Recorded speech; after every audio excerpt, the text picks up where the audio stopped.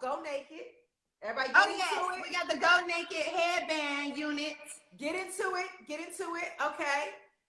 Porsha, we got so much to talk about. I know. I'm so excited just to read the whole book. But, or did cover you to cover, honey. Cover to cover. Okay. You did? Yes, I did. Okay. And I have earmarks. In here. Things and pages I need to discuss. Oh my God. Yes, I love this. First of all, let me just say how much I love you, Gizelle.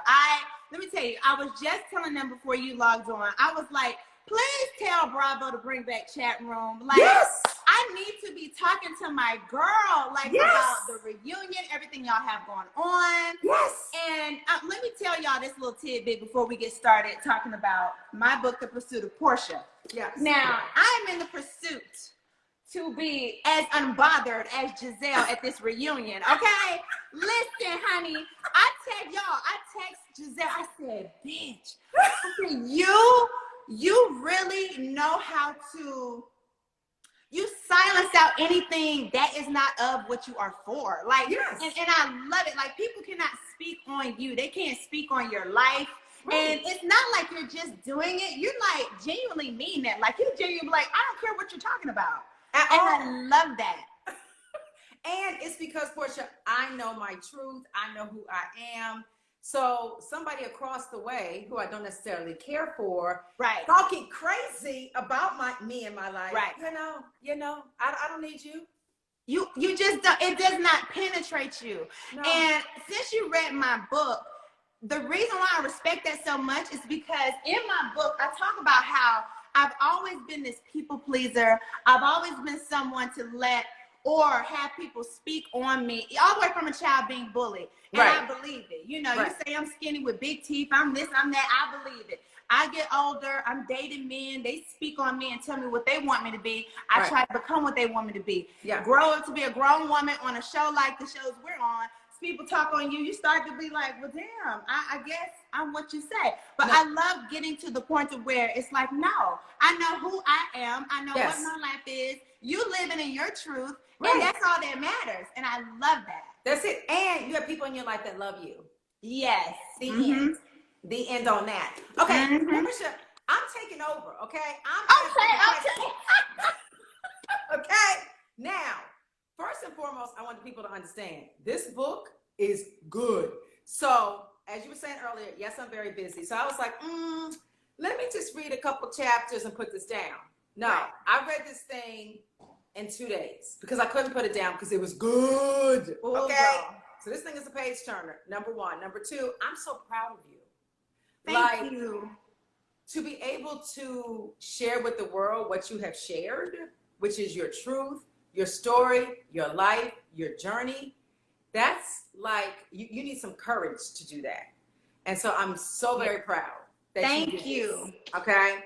So what made you decide, okay, I'm going to tell the business that I have not told on Atlanta. I'm going to tell the other business. Like, what made you decide, okay, I'm going to do this? Right. And I like the way you put that, the business. Because honestly, it was business that didn't have to be told in a way. You know what I mean? Right. Like, we all live our life. We go through things in life. We learn lessons from situations we've been in. And we just kind of hold it for ourselves. Right. And it kind of just empowers us as we encounter those things over and over and over. We change our own patterns and correct ourselves after we learn from messed up situations. Right. But it came to a point to me when I thought about my daughter. I was talking to my financial advisor who has daughters. Okay. I thought about my nieces. I thought about just women around me. And I thought about, you know what? Let me share some of those very encounters. Let me share some of those very lessons that were hard, real hard for me to learn as a young woman, a young girl growing up. Let me share it with other people so that they can see they're not alone. Yes. And it honestly wasn't an easy decision to make because, Gizelle, I would say about 85% of what is in this book I've never even spoken aloud. Right. 85% of what's in this book, my mom did not even know. I No told way. her some of it as I was writing the book. We cried together, and she told me some things about her life too. It just created a conversation that was very healing. Yes. Yes. And honestly, since you read the book now, and you have daughters, I don't know if you would allow them. Maybe certain things, maybe not. Yeah. But I think it would be good for you to be able to let your oldest daughter read this book, because it's just some situations that even their age, going into being a woman and finding my voice and knowing who I am and my self-worth. Right. Those things need to be concrete before you enter out into the world, so they don't have to go through some of the things I went through. Okay, I'm gonna have her start with the chapter. I'm not gonna say his name. One of the people I named in the book. Yeah. Now you was naming names. I was naming names. Yeah. So I'm gonna let her start with that chapter, because you had some datings with a football player, and I know him. You do? You do. You probably do, because it's from around. Yeah, we're not gonna say, but yes. Mm-hmm. And the reason why we ain't saying y'all is because we need y'all to get the book. Okay? Right. It's in the book. Yes.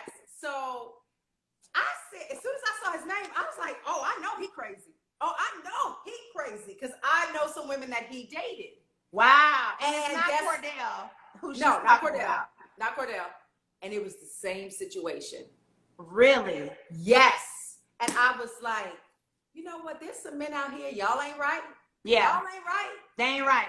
But I love the way you handled it. I love the way you allowed that situation with that particular football player, who was not Cordell, to teach you a lesson. My mother always says to me, as long as you learning a lesson, baby, you good.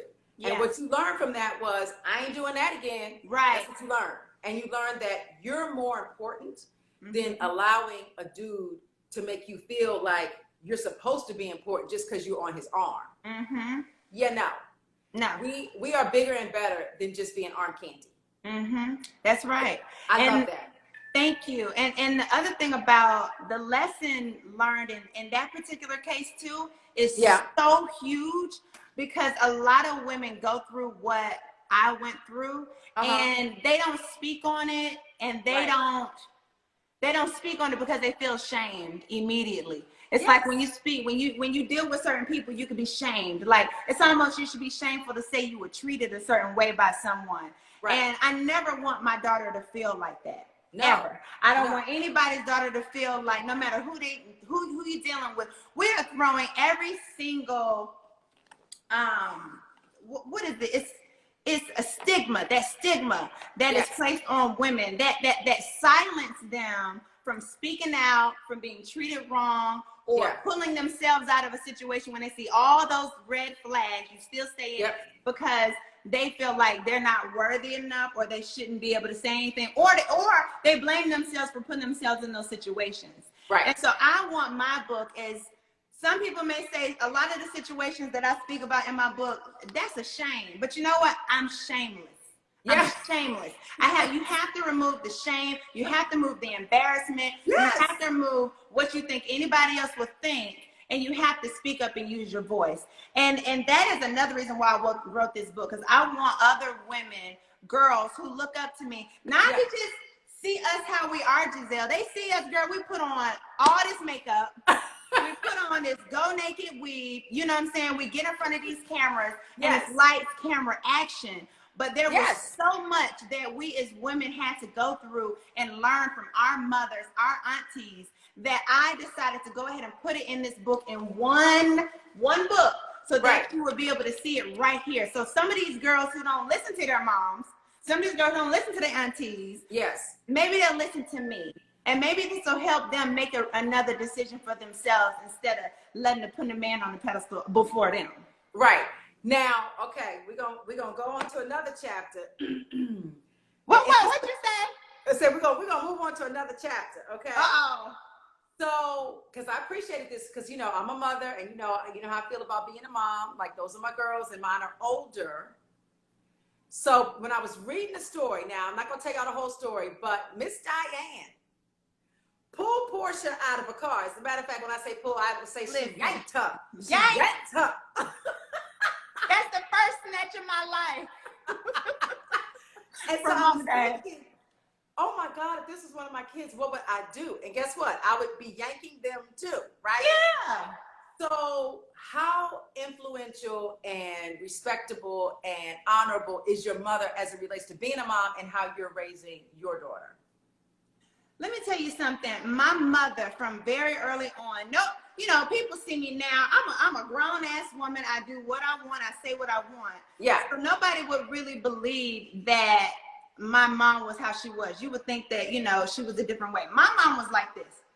When I was younger, girls used to sneak out of the house, you know, and try to skip school and all that. I never really did any of that. And the reason why is because my mom always was a little bit crazy. I always knew. You know what I'm saying? I always knew I didn't want to see that other side. Yes. But also because she always said to me, you know what? You're a young lady, and understand that if you go out there and you do grown folks things, you're going to get grown folks results. So she didn't hold me so tight to where I was afraid to do anything. She just made me aware of the world. She was just honest with me. Men will take advantage of you. You know, you can find yourself in these situations. You may mess up your life. Right. Now, I'm not going to be overly controlling, but I'm going to let you know this is what the world looks like. Okay. And that's how I want to be with my daughter. And that's where this book comes from. Because trust me, I know at one point in time, my daughter is going to read this book. And I'm going to have to discuss a lot of these issues with her. And that's okay with me. It's good to be aware of what the world is so you can make the right choice. And because you know what, Gizelle, because I always made my own choices. When people used to ask me to skip school or smoke weed outside of that situation, right? Smoke weed and do drugs and all that. I told them no, not because my mama told me no. I told them no because I knew I didn't damn want it. Right. I wanted to be in my right mind if I was around some men. I knew I wanted to be able to go to school the next day or whatever it was. So I started to get a mind for myself. And Gizelle, that's what I want for all of our daughters. I want them to be grow up confident enough to know that when they say no, damn it, that means no. Okay. When they make a decision for their life, they know that it's the right decision for their life. And they put them first and that's not selfish. That's what I really want. I think it's all about communication. I try to be so overly honest with my kids to the point where they're like, Ma, okay. Right. Because I don't ever want them to be out in the streets learning things that their mama didn't already tell them. Yeah. So I know now, speaking on mama and what you didn't tell her, I kept reading to another chapter. Y'all, this book is juicy. It's a lot. It's a lot. And, yes. And I will not mention his name, but he's an R&B person. And you did not talk to your mom about the situation that you had with this R&B singer until now, correct? Mm-hmm. And I was actually like, wow, this is something that I know Miss Diane would have handled like the first time you met. So why didn't you talk to your mom, Porsha? I know, that's such a big question. To be honest with you, I was operating at that point in my life, and this is the point in my life that I want to break for other women. Right. I was operating in a pattern of men that I was attracted to, men that I would gravitate towards. And majority of the men that I would gravitate towards were actual predators. I didn't even realize it. You know, now that I think about it, back then, most of the men that I dated were older than me. And, most of the men I dated were older than me. Okay. I realize now, thinking back to that Porsha, I always wanted love from them. I always wanted them to just want me to be around. I always wanted to be pleasing to a man. Right. In those days. Yes. And it led me in a lot of different scenarios in this book that were very damaging to me. Yeah. And so I really feel like at the time, I didn't tell my mom about a lot of those situations in the book because I didn't want her to feel like she had let me down in any way. My parents divorced when I was 2 years old. Right. And she did a damn good job raising me. She owned her own business. I worked in her business all the way from the age of 17 years old. And this is something, I don't know what you can take away from this, but I admired my mother so much that I never wanted to disappoint her. I never wanted her to feel like there was any point she missed out because Right. my father wasn't in the household. So I overcompensated for that by keeping part of my life private. Yes, which Keeping girls should not I would do. only show her what I wanted her to see. Right. And, you know, so only thing she knew is that I was dating maybe a young boy at school or, you know, this young guy. She didn't know about a lot of these other situations. And at that time, all she knew was I worked at a furniture store and was doing good in life. That's all I wanted her to see. Right. But what I would love for my daughter to understand is that no matter what, she can never disappoint me. And I know that my mom feels that now that I talk to her, she's looking at me with tears in her eyes, like, baby, you would have never disappointed me. Of course. I would have always supported you. I would have always supported you no matter what. Right. But I didn't know that. And these are conversations that I would love for the book to provoke for mothers and daughters. That's no matter what. Because, you know, as mothers, we honestly do the best we can. Right. Thank you. We do the best we can, and she did the best she could. But our daughters need to know that there is no stone in their life that we wouldn't want to unturn with them. Right. And have these open conversations. So that's why it was fear and me just not wanting to disappoint her. But here I am, 40 years old, have to have this conversation with her now after I decided to put it all inside of the book, you know. Here we go now, you know, having these conversations. Yes. And, I survived. Yeah. And I think the biggest thing I want people to get from this book is that I'm here and that I'm still standing and that now I'm able to use my voice. And anybody out there can really do the same. I know I'm on this show. I know they got the spotlight on me, but I am a regular little black girl from Decatur. And you get all of that from this book. You can see how normal I am and see that you too can survive and come out your situation. That's what I love from it and took from it. And that's why I was like, Porsha is being very vulnerable and she is keeping it 100% with all of us, which I so appreciate. Now, let's move on to when you became a housewife. Okay. Yeah. Because I loved when you kind of narrated your look at by the way, you didn't know that I was Gizelle / Oprah and I can make people cry. Now you ma'am, I thought we was gonna get on here and giggle and have a sip. Like we have found a whole nother route for you. Like, hello, Andy. You got a little Oprah over here. Listen, Andy better recognize. Now listen, let's move on. Okay. So I remember sitting at home watching you in your first season of Atlanta and your interaction with, you know, Miss Kenya Moore, Miss America / Miss USA. You know, I remember that whole interaction and you narrated it in this book. It made me laugh. It didn't make me laugh at the time when I was watching it, but reading it, that thing is funny to me. Yeah. It is. And I wanted to, you know, I do talk about a couple of the ladies from Housewives in the book. By the way, you guys can pre-order my book. It is in my bio. It's available November 30th, but you can pre-order it right now. Yes. Yes, I do talk about some of the women in the book. And I have to. Giselle. Yes. I mean, you've been doing this for how long? How many years? 6 seasons. 6 seasons. So 6, 7 years. That's 7 years. Yes. Because of so 7 years. I've been doing it 10. Right. And you know how it takes over your life. Yes. I mean, in the way you and I operate on these shows, it's a show maybe the first season. After that, it's your real damn life. It is. I really have relationships with these people. Right. Each year is a year of my life that has been presented on camera, lived through the camera. So, I mean, how could I write a book and not put these women in it? Oh, no, it was perfect. It was perfect because it humanized what we're watching. Right. And it gives kind of like a little behind the scenes. Of course, we always love behind the scenes, but it also makes people understand that we are human beings. Yeah. Outside of what you're just watching on television. We're real people. Going through real stuff. And when the cameras are down, we got to deal with what you all are watching, right? We got to deal with it in our own lives. We got to deal with our relationships, with our guys, with our families. We got to deal with all of that. Y'all just watching it for entertainment. Right. So you what you put in the book about it, Housewives of Atlanta was perfection. Yeah. Well, thank you. Thank you. Listen, what's so crazy is like people always talk about now I've been doing interviews, you know, for the book or whatever. Yeah. And the biggest thing is like, you know, coming from a reality star or, you know, you're a reality star. And I'm like, yeah, reality star. I love it because it gave me this platform. Yes. And honestly, I don't know if you noticed being on these shows, you actually deal with your shit quicker. Right. And you deal with it in kind of like a more authentic way, I would say. Yes. Because a lot of times we like to sweep stuff under the rug.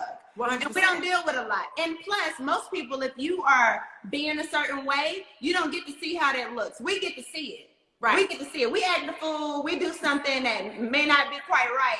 Yeah. Yeah, we may think it's cool right then, but you cannot deny it once you're sitting there watching your ass on TV and you're crazy. Right. So I had a lot of growing to do. Girl, I went to anger management. I had a lot of growing to do. And it had a lot to do with the show, but a lot of it played out from personal things in my life. Yes. Like, I didn't even realize, like, part of my trauma I brought on the show was being bullied in school. Right. And you don't even think about that. It's like I'm a grown-ass woman. How me being talked about in school plays into who I am today? Well, it does. Yes. Yes, it does. Yes, it does. And if you don't realize it, guess what? Those producers will help you realize it real quick. Oh, I feel like, girl, don't you feel like the producers on the show, some of them definitely are psychologists. They hire psychologists. They be analyzing my ass, okay? Stop analyzing me. They know, but they help you. They really do. Over the years, it has definitely brought me to who I am today. I would never take away any of it. My biggest thing is no regrets, lessons learned. I came up with that like my third season, and I still stick by it today on the show and in real life. I don't regret anything because all the highs and lows that you will read about in my book, I don't regret any. It literally made me who I am today. 100%. And you are a bad one, I can say. Thank you. Okay. Now, let's get to Dennis. You know I love me some Dennis. Yes. And I love how you talked about, because you know, all I knew about y'all's relationship was what I saw on the show. Right. But you gave the people some prior to the show. You know, you gave the people how when y'all met and how you felt and you know, this, that, and the third. Y'all gonna read it. Y'all, it's juicy. It's juicy. Okay. And look, girl, it's not edited. This is no edited nothing. This is straight up no chaser over here. This is hardcore. Now, did you know, because that's your child's father, did you say to him, read this before the world reads it? Or did you tell him what was in the book? Like, did you give him a heads up? No. Oh. No. Okay. And I'm going to tell you why. Okay. The only person that got a heads up on this book or some things from this book is my mom and my sister. My mom got a heads up because I'm her baby girl. Of course. And I knew it would be very emotional for her to read a lot of what's in the book. Right. My sister got it because when I was doing the audio version for the book, which, yes, there's an audio version, certain chapters I could not read out loud. Without breaking down. So it just was too hard for me to revisit reading it out loud. Okay. And so my sister went into the studio and she read those chapters for me. Oh. So those are the only two people. Thank you, sister, little Lauren. But those are the only two people got a heads up. The reason I didn't give the men in my life a heads up or ask anybody could I use their name is because this is my story. And all of it is 100% truthful.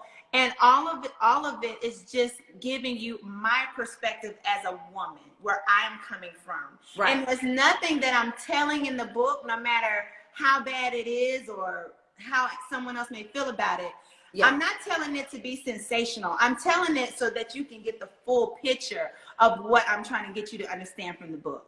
Is that you as a woman may feel a certain way, you may love a man and this and that, all of the things that I put in there about him, how amazing he is, everything, good, bad, or indifferent, all of that is just my perspective of how I feel. Now, if these people, other people decide to go write their own book, that's cool too. But I feel like when you write a book and you put your name on it, as long as you are telling 100% the truth, I don't feel like you owe anybody anything. But I know he will respect what he reads when he reads it. Yes, I can say that. I can say that. Now, what I took from it was, because you know, any 20-year-old woman dating out in the world trying to find herself. Oh, by the way, we didn't touch on your business entrepreneurial acumen, Missy. Okay, you over here trying to like start a business, and then this business, like I didn't know you were starting businesses as a very young person, like in your 20s. That is commendable. That is very commendable. And you got that drive from? I got that drive from my mother. My mother, and embedded in my blood from my father's side of the family. All of them are entrepreneurs, they're teachers, they're educators, etc. My mother has been in business since I was 2 years old. And I actually started working with her when I was 17. So, you know, my mother is a hustler. She has always made it happen, always, you know, provided me with a good lifestyle. So that was just in me to do. Right. Okay. Period. I love that. Mm-hmm. You will be showing Pilar that, which is what we always need to do. Like what I want Pilar to get from the book. This is not just that I want her to be an entrepreneur. I want her to do well, because if you'll notice in the book, there's a lot of points to where I had reached the level of success. Right. I had a penthouse. I had a business that was doing well. I lived well in Buckhead. And I didn't value it. I still didn't value it. I still didn't value me. Right. I never really saw me as the prize. Yes. And so I want her to understand that she doesn't have to live by any tradition. Because a lot of my life, I lived through tradition from being from the South. Marry up, you know, marry a man who's you know, doing well, who's well off, and who will take care of you and take care of your child and all of this, and you be his wife and you be submissive and you be all that. Although I do still believe in being submissive, it doesn't have to, you don't have to lose yourself in those situations. That's true. You don't have to lose yourself. And so I want her to learn that part. That's the part I want her to get. She already gonna be a boss. It is what it is. It's just in her. Her grandmother was a boss. Her mother, she just gonna be that. But I want her to understand she doesn't have to live in any type of tradition. Get you a man, a brother who is going to respect you, and you're going to be his partner. You continue to live in that. Whatever you accomplish, I want her to bask in that. You know how to say, oh, she's cocky or whatever. No, ain't nobody cocky. Ain't nobody cocky. I deserve everything that I get because I work for it. And that's where we are today. And that's what gets the haters upset. It's because you know who you are. You don't have to downplay a damn thing. I have always felt in my life that I had to downplay every single success. So therefore, it never meant shit to me. So therefore, when I encountered someone else, I valued their money, their job, their house, their this, and only saw myself in their picture. Yes. It ain't like that. I want you to have to see yourself in my picture. Get on what I'm doing. You know what's so crazy about what you just said? I was kind of like you. I was just kind of like being successful, but not appreciating it or not really seeing it for what I'm doing until my kids. So you have to keep in mind, this is not that long ago. Until my kids said, oh my gosh, Mommy, we're so proud of you. Yes. Like, you're doing so amazing. We're so proud. It wasn't until then that I was like, God damn, like, I'm a bad bitch. Bad bitch. I have worked for everything that I had, and I appreciate it. I didn't appreciate it until my kids was like, yo, we're proud of you. Right. So learn from me and Porsha. Ladies, y'all out there getting your grinds on and your hustle on, understand what you're doing and value what you're doing. Because if you don't, people will take it from you. That's right.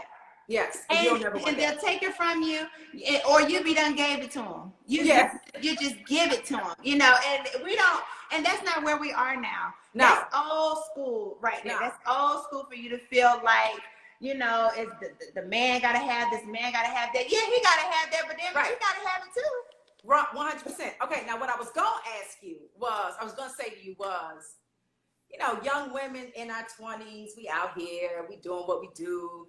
We're in relationships. We excited about certain people because of who they are or what they are. And we make dumb mistakes. We just fall for the okie doke. We get excited because he flies us out, and then once we get out there, we're like, he's not treating us right, and we're making excuses for the fact that he's not treating us right. And then as we get older, we're like, oh hell no! I know how I want to be treated. I know how I should be treated. And I'd be damned if anybody's not going to treat me that way. That's right. And I think that that's a journey that women go through. So we should never look back on the stupid things we did and judge ourselves. We should never do that. But my thing is too, Gizelle, the reason why I put a lot of stuff in here that some people, it's probably embarrassing to some people to admit. A lot of it's in my book. It's probably some stuff that they wouldn't even want the man they date now to know about. Okay. Hello. But the reason why I felt the need to put these experiences in here as a woman is because, yes, Gizelle, we made mistakes. Yes, we ignored a lot of damn red flags. I don't know why they just started this as a damn trend. Red flags ain't no damn trend or emoji. We've been ignoring red flags for a long time. Forever. For a long time. But my thing is, if you got a big sister like me, if you got a big sister like Gizelle in the spotlight, speaking and being honest with what we went through, maybe you don't have to go through that journey the hard way. You don't have to deal with those people so long. Because once I really looked at it, my entire 20s was a pattern of making mistakes with men. And it was all centered around me not valuing myself, me not loving me the way I should be loved. And yes, at 20 years old in college, you can love yourself the right way. Okay? Amen. You can tell a man, you know what? I don't want to have sex with you. Right. Okay? And if you got an attitude, you can get the hell on out of here. You can tell him that. If you dating a man and and he not telling you enough about his personal life, you can say, you know what? You're not where I am. You're not open enough for me. You're not giving me what I need. And you can tell him to get the hell on. A lot of times where I devalue myself is when I would literally know someone is telling me something that wasn't true or leading me down the wrong way, and I would just say, okay, because I just wanted to be there. I was always afraid to disappoint.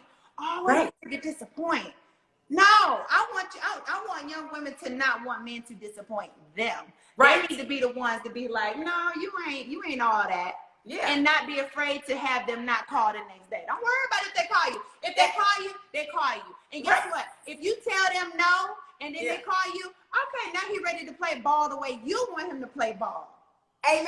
And what I would do is I would just not say anything, right? Just because I didn't want to have the conversation. Because I would be like scared about what he's going to say if I expressed the red flag. Because we always talk about these red flags.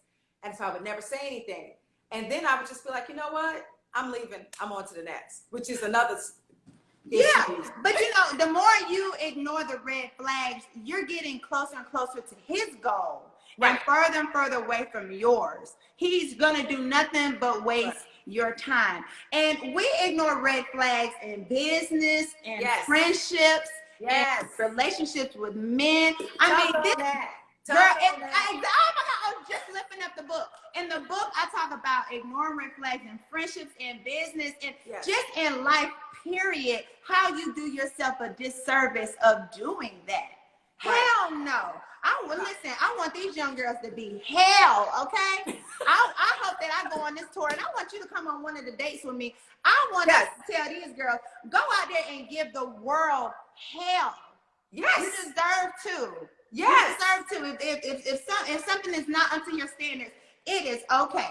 All right? It is all right. And if this dude is not ready for you, if he cannot handle you, he's not the one. He ain't the one. He ain't it. And you know what?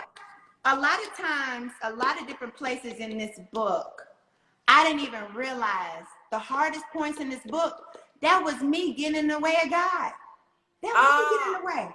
That's me getting in the way. That's me asking God for a husband And then here I am gonna make the next man be the one. That's the one. This gotta be the one, Lord, because this is who I want to be the one. Well, God didn't necessarily say he was the one. And even if you think he said it, are there other things lining up with your values and what you want?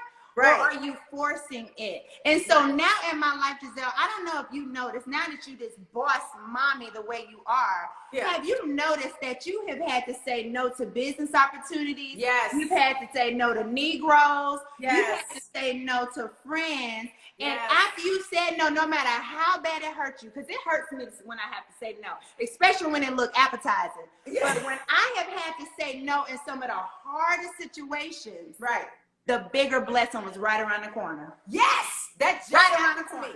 Just happened to me. That'll be in my book, y'all. But right now, Pursuit of Porsha. Pursuit of Porsha. Now, we're gonna have a Pursuit of Gizelle next, y'all. Yes. Okay, now we winding down, y'all. We've got a couple more questions. You did talk about you have been married before, and you talked about that, and I was a little jealous because you explained this wedding in great detail. Well, I had to put a little razzle dazzle in it, honey. She ain't living no bad life all the time now. And I said, well, goddamn, I wish I was at that wedding. Listen, if I can talk about being broke, I'm damn sure gonna talk about when I had a coin. Okay? Yes. So I spelled that shit out. I spelled it all the way out. I was a damn princess. Okay? I was all of that and more on that day. Yes. Listen, yes.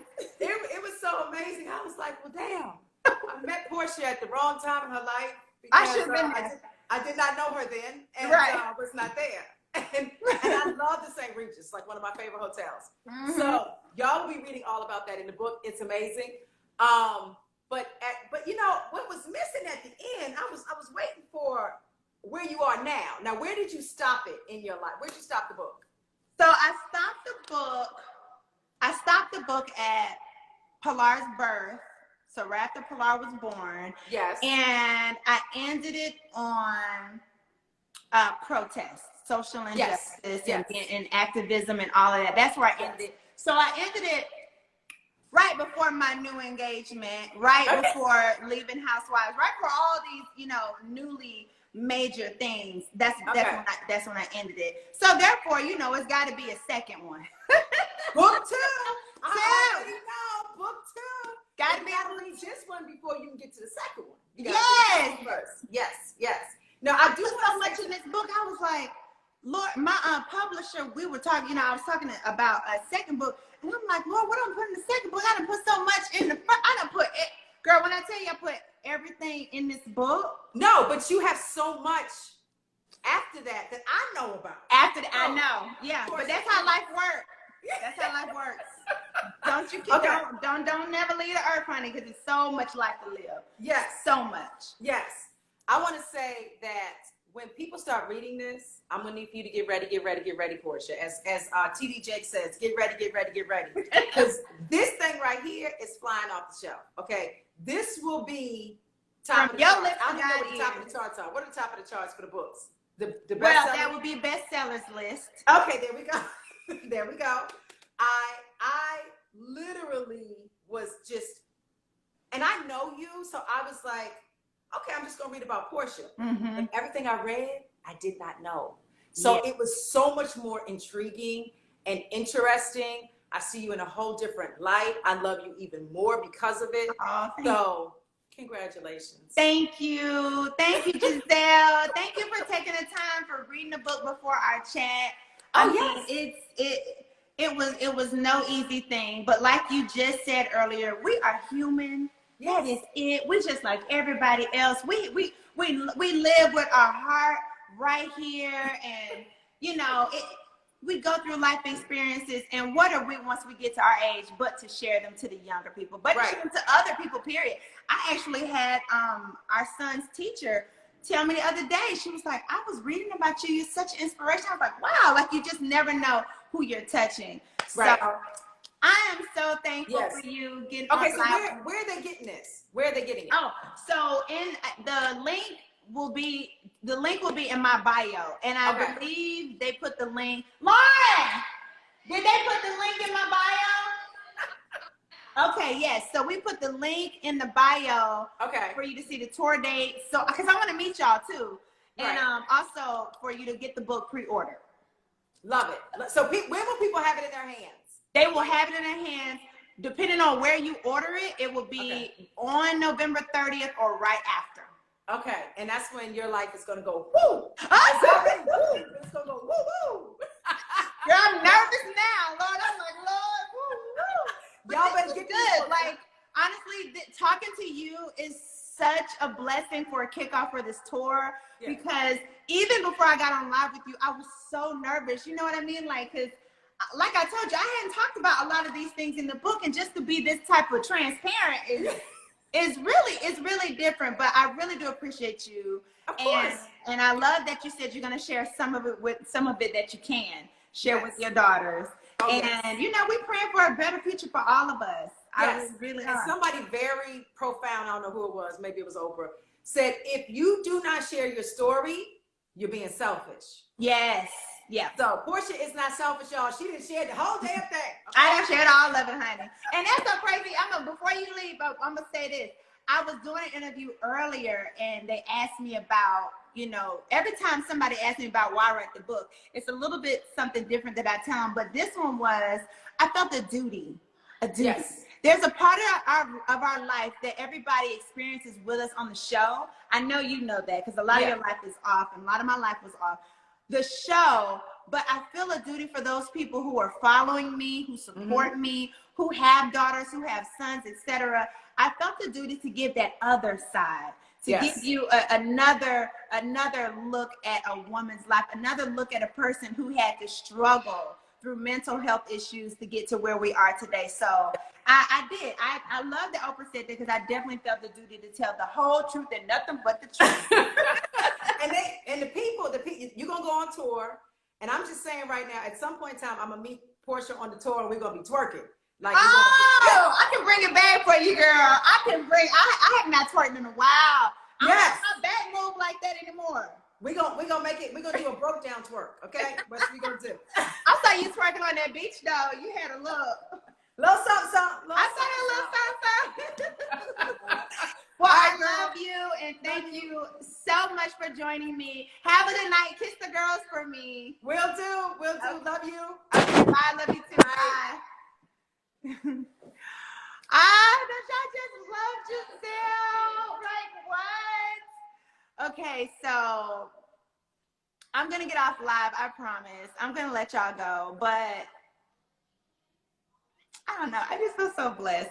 Like, this was my first chat with someone who has read the book. I mean, I just got the book in my hands a little over a week ago. So to be able to talk to someone who's read the book, loved the book, and got the point of it, I feel like a lot of times, I've been on TV in front of you guys for 10 years, but a lot of it I felt misunderstood. And I love that she read the book and got the point and got the purpose that I'm walking in now. And that's just to try to bless someone else through my story. So anyway, I love you guys so much. I love you, Gizelle. Thank you so much. You know, these celebrities, child, they don't have a lot of time. So I really, truly appreciate Gizelle taking the time to get on live with me. Oh, look at you. You gonna come say bye-bye? You're gonna say bye-bye? Come here. You the reason I'm telling all my business. Come here, Poo-Poo. I don't know. She might come. You want to come say bye-bye? Say bye. She don't feel like being on camera. No. All right. Well, anyway, I love you guys. Have a good night. Again, you can get my book. The link is in the bio. I am going on tour starting at the end of this month. Check the dates. We are adding dates. We're adding different locations for me to come and meet you guys. But I love you, and I hope to talk to you soon, okay? Mwah! Lord, I can sleep now.